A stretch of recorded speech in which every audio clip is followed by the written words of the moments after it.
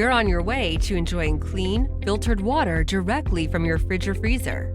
Use this installation video along with your owner's manual to install your new A.O. Smith fridge filter.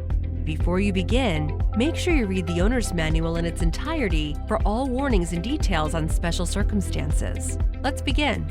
You'll need to have these tools handy along with your box contents. First, choose a proper installation location near the water line where it will sit upright. Turn off the main water supply to your refrigerator or ice maker and drain the water from the lines.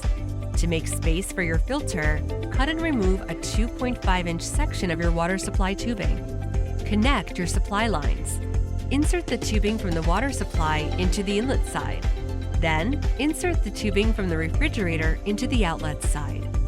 Place a towel under the filter and turn on your water supply. Check your system for leaks. Run water through your refrigerator for 10 minutes to flush the system. Just like that, you're done. Time to enjoy clean, filtered water.